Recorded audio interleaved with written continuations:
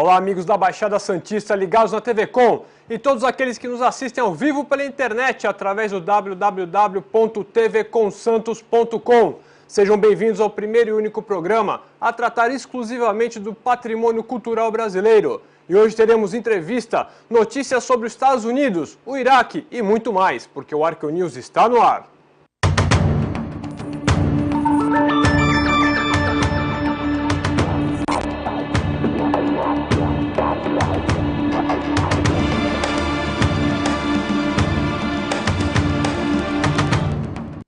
Muito obrigado pela sua audiência e os e-mails enviados à nossa produção através do contato@arqueonews.com.br, contato@arqueonews.com.br. E você também pode nos seguir pelo Twitter através do www.twitter.com/arqueonews, onde você pode saber as últimas notícias sobre arqueologia e tudo o que acontece nos bastidores do nosso programa. E se você deseja rever algum de nossos programas, acesse o nosso site na internet através do www.arqueonews.com.br. E vamos às notícias da semana.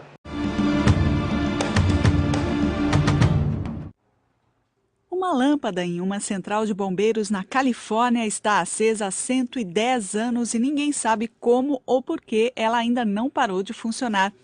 A lâmpada foi acesa em 1901 na cidade de Livermore, norte da Califórnia, e foi apagada apenas por alguns cortes de energia e a mudança de prédio dos bombeiros em 1976. A lâmpada famosa e misteriosa tem até um comitê formado em seu centenário. O presidente é um chefe de divisão dos bombeiros aposentado, Lynn Owens. Nobody knows how it's possible. Owens conta que ninguém sabe como é possível uma lâmpada funcionar por tanto tempo. A corrente baixa que alimenta a lâmpada de 60 watts pode ter prolongado sua vida, mas ninguém descobriu por que ela continua brilhando. E Owens afirma que cientistas de todos os Estados Unidos já foram ver a lâmpada. Esta lâmpada entrou para o livro Guinness World Record e já virou atração turística de Livermore. Em 1897, Professor Adolf Schillet, Steve Bunn, que faz parte do Comitê do Centenário, conta que a lâmpada foi criada por um inventor chamado Adolf Schillet. Ele foi chamado pelo governo do estado de Ohio para fundar uma fábrica de lâmpadas no século XIX. Ele aceitou o convite e criou uma lâmpada especial, um presente para os bombeiros. Bunn disse que, no começo, pensou que a lâmpada centenária era um objeto comum, mas depois descobriu que ela custou muito mais do que as outras e sua fabricação, à mão, deu muito mais trabalho. E a lâmpada famosa já demonstra isso na aparência de seus filamentos. A primeira coisa que fiz quando olhei para cima foi notar que o filamento escrevia a palavra não em inglês. Mas então olhei de outro jeito e vi que ela dizia on, ligada em inglês, conta Steve Bunn. Os 110 anos da lâmpada dos bombeiros de Livermore são comemorados em junho. O imponente zigurate, que um dia fez parte dos templos de Ur, capital da Suméria, está ameaçado. Após as escavações 8 anos atrás, parte do prédio que foi cavado ficou exposto e começou a ter uma lenta decadência devido à ação do meio ambiente. Maravilhas da Mesopotâmia, os tesouros enterrados continuam a atrair arqueólogos, mas especialistas afirmam que é preciso preservar antes de escavar. A situação piorou tanto que uma grande intervenção é necessária. Acredita-se que os cientistas tenham recuperado apenas uma fração das antiguidades guardadas no local. No próximo bloco teremos uma entrevista com Silmara Castanheira e Nathalie Piccolo.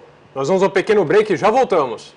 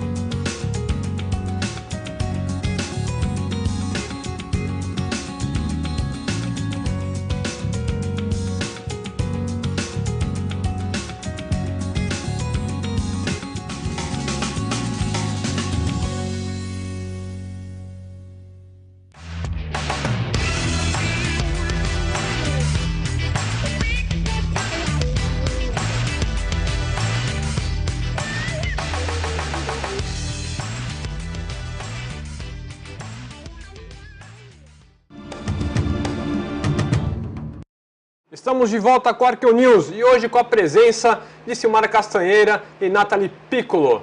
Silmara, olá. Como vai? Tudo bom? Obrigado pela sua presença aqui no nosso programa. Eu é que agradeço. Nathalie, também muito obrigado pela sua presença aqui no ArqueoNews. Eu que agradeço. E hoje nós estamos aqui para conversar um pouco sobre a Agenda 21. Né? Vocês fazem parte da pós-graduação de Educação Ambiental na Universidade Santa Cecília e nós tivemos alguns probleminhas aí, né, durante uma dinâmica, né, que foi feita lá nos pátios da universidade e a partir disso surgiu uma nova ideia, né, Silmara? Você pode falar um pouco para nós como foi essa experiência, primeiro essa dinâmica? Você estava até de um lado do pátio, a Nathalie estava numa outra área. Como é que foi essa experiência? Nós fizemos duas frentes, em duas entradas da faculdade, e nós fizemos uma experiência similar até a que foi exibida pelo Fantástico. Nós deixamos aleatoriamente lixo para ver a reação das pessoas, se elas recolheriam, se elas colocariam nas lixeiras específicas. E para nossa surpresa, num dos portões no que eu estava, de 155 pessoas que passaram, apenas 3 recolheram, mas 20 chutaram o lixo. Então foi uma coisa assim, para a gente, decepcionante, frustrante, e a gente entendeu que a conscientização das pessoas é muito pequena. Então até uma pessoa que eu questionei, ela disse que ela não recolheu o lixo porque ela não produz, mas ela também não recolhe o lixo de ninguém. E aí eu fiquei surpresa com a resposta e eu perguntei a ela, mas e o que é que o planeta tem com isso? Porque somos todos nós que produzimos. Então, o fato de uma pessoa jogar um lixo no chão não é motivo para que eu não tenha disposição de recolhê-lo. Eu não tenho que pensar na atitude do outro, mas e sim do planeta. Ainda mais se for um lixo limpo. Sim, né, e todo lixo produzido é limpo. Lixo seco. O lixo seco, ou de repente uma garrafa, uma latinha, não tem papel, problema, né? Papel, se for um sujo, não é nada que seja bem, né? que tenha algum problema de contaminação que vai trazer algum malefício. Perfeito. E, Nathalie, você estava numa outra área, né? Como é que foi a sua experiência daquele... O nosso foi um pouco diferente, que nós fizemos um varal também, colocando o lixo que a gente encontrou no chão e deixou exposto na altura dos olhos. Perfeito. E tinha algumas pessoas com um texto colocado assim, que falava, e agora, qual a sua atitude? Esse lixo todo foi recolhido aqui da universidade, da Redondeza, o que você vai fazer com isso? E tinham as lixeiras recicláveis ali. E passaram 700 pessoas em meia hora e só 20 recolheram o lixo e participaram.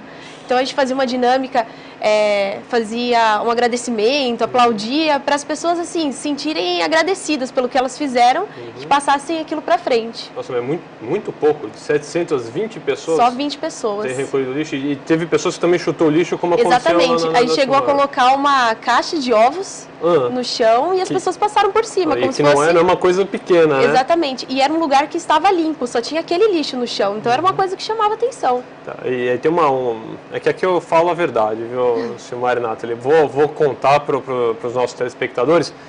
Teve uma pessoa da Secretaria do Meio Ambiente de Santos que passou no pátio por cima do lixo e não recolheu. Então, para ver que de repente não é só na universidade que nós precisamos de uma conscientização. Acho que precisa em alguns outros níveis da sociedade. Isso, Maria, a partir disso, houve uma ideia, então, de se criar uma Agenda 21 local para a universidade. Como é que surgiu essa questão? Depois da dinâmica, toda a turma conversando, o que a gente entendeu é que é preciso haver uma mudança de atitude das pessoas. E para isso é preciso haver conscientização. E a melhor maneira de se promover essa conscientização é implantando uma Agenda 21. Mas nós queremos atingir principalmente o jovem que está ingressando no ensino universitário, só que nós sabemos que é um problema muito maior, porque a melhor forma de conscientizar o indivíduo, para que ele seja um cidadão, é desde a tenra infância. E como a instituição é muito grande, nós pretendemos implantar a Agenda 21, mas abrangendo desde a educação infantil até a pós-graduação da Universidade de Santa Cecília. Perfeito. Para quem só para o telespectador entender, né, a Agenda 21, hoje vocês estão escutando falar de Agenda 21 aqui pelos municípios da Baixada Santista, mas esse projeto já existe há cerca de 20 anos já no Brasil. Então, infelizmente, aqui na Baixada Santista está chegando agora, né? Até vocês podem não ter conhecimento, é um projeto que visa a melhoria ambiental, social e econômica da população, né? Então, existem vários fóruns que debatem as ideias centrais e que, de repente, com essas ideias, nós começamos a fazer, angariar projetos e desenvolver, implantar esses projetos dentro da sociedade. E, Nathalie, o que você acha, então, para uma universidade? Será que dá certo essa Agenda 21? Será que tem como estruturar esse projeto? Claro que primeiro um projeto ambiental, que aí é o objetivo nosso, né? Depois passar para a parte econômica e social. Sim. Mas você acha que dá para fazer? Você acredita que vamos conseguir fazer isso dentro da universidade? Essa é a ideia. Primeiro a gente está desenvolvendo o diagnóstico dos problemas que a universidade tem na parte ambiental e ecológica, para prover objetivos e alternativas para solucionar isso através da Agenda 21. E dentro disso a gente quer o quê? Melhorar a eficiência energética, reduzindo os custos da faculdade que resulta na parte econômica, atribuir o consumo responsável das pessoas que utilizam a cantina, para que elas mudem os hábitos de utilizar tanto plástico, tanto canudinho. E entre outras coisas que a gente quer também que a parte terceirizada da faculdade também seja aliada nesse projeto de Agenda 21. Sim. Essa é a ideia. Então vai ser um planejamento participativo de todas as pessoas, não vai ser só da pós-graduação de educação ambiental. E, Silmara, você acha que vai ter alguma resistência, de repente, do pessoal que faz outros cursos, que está na universidade, a não ser o pessoal de biológicas ou de humanas? Você acha que vai ter alguma resistência? Eu acho que até mesmo dentro das ciências biológicas e médicas, você acha que nós vamos conseguir quebrar alguns estigmas, algumas barreiras? Francamente, eu acredito que nós vamos encontrar alguns obstáculos, porque até seringa ou luva descartável da área de biológicas nós encontramos no lixo. Mas nós estamos imbuídos de um espírito de perseverança antes de tudo. Então nós queremos, de fato, implantar a Agenda 21, e essa nossa vontade vai além do nosso curso, que é a educação ambiental. Então, ela vai muito mais além. É o nosso espírito cidadão que quer contribuir e quer implantar essa agenda. Então, nós vamos procurar falar com todos dentro da universidade, todos que dirigem a instituição, os docentes e os discentes. Além de ser uma instituição de ensino, é um local que abriga muitos cidadãos. Sim. Então, nós precisamos exercer a nossa cidadania. Perfeito. E, Nathalie, dentro de todos esses parâmetros da Agenda 21, você já falou da questão energética, da questão da água. Você, dentro da universidade, o que de repente você vê como um dos fatores principais que podem ser modelados dentro da Agenda 21? Será que é a questão da água, o desperdício da água, a questão ou da própria questão do lixo, já que vocês fizeram aquela dinâmica? Você tem como...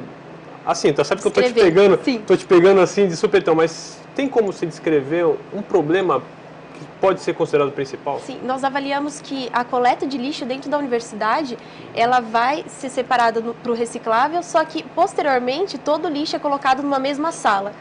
Então, após aquela coleta total do dia, o lixo fica lá armazenado e vai todo para o lixão na cidade, né, para o aterro sanitário.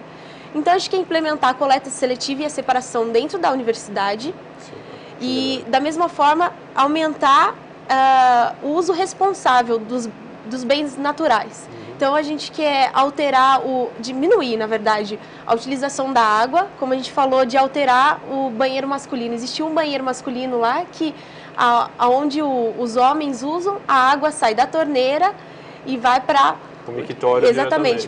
Então, a gente quer alterar todos os banheiros da universidade para esse modelo, porque vai ocorrer uma economia de água e uma reutilização, fazer a reciclagem e também tentar induzir ao menor consumo de copos plásticos dentro da cantina, que a gente tem o projeto de fazer as canecas, e aí a pessoa pode usar não só a caneca dentro da universidade, como no seu trabalho e na sua casa. Então, a ideia é não só a Agenda 21 e a sensibilização ambiental ficar dentro da universidade, mas sim que a pessoa leve isso para a casa dela, para a família e para os amigos. Muito bem.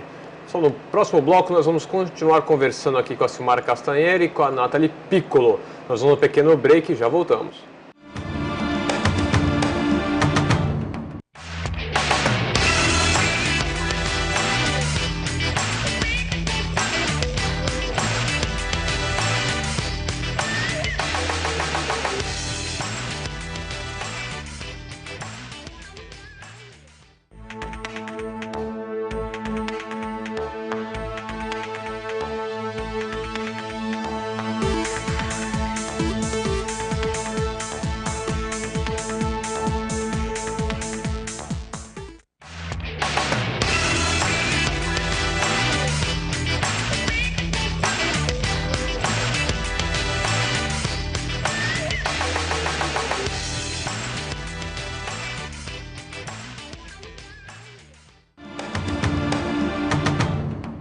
Estamos de volta com o ArqueoNews e hoje com a presença de Silmara Castanheira e Nathalie Piccolo. Silmara, a Nathalie já falou algumas questões que ela acha importantes, até principais, na questão do projeto da Agenda 21 para a Unisanta. E você, você tem alguma outra ideia, você tem alguma outra visão do que pode estar sendo melhorado? Complementando as colocações da Nathalie, a utilização de sensores de presença seriam muito importantes para a economia da energia elétrica dentro da universidade. E observando que as lixeiras seletivas, 4 modelos de lixeira, que as pessoas se habituem, por exemplo, se estão tomando um refrigerante ou alguma coisa usando latinha, que elas coloquem a lata na lixeira da lata, o canudo na lixeira de plásticos e o papel na lixeira do papel e restos de alimentos que não vão utilizar na lixeira destinada a lixo úmido. Perfeito. Então você acha que dá para fazer isso, Silmara? Com um pouco de trabalho e a gente fazendo fóruns, palestras, abordando as pessoas dentro da universidade de uma forma delicada, lúdica, a gente consegue conscientizar as pessoas. E isso vai se tornando uma prática. E, Nathalie, nessa questão de forma lúdica, você acha que de repente é uma propaganda massiva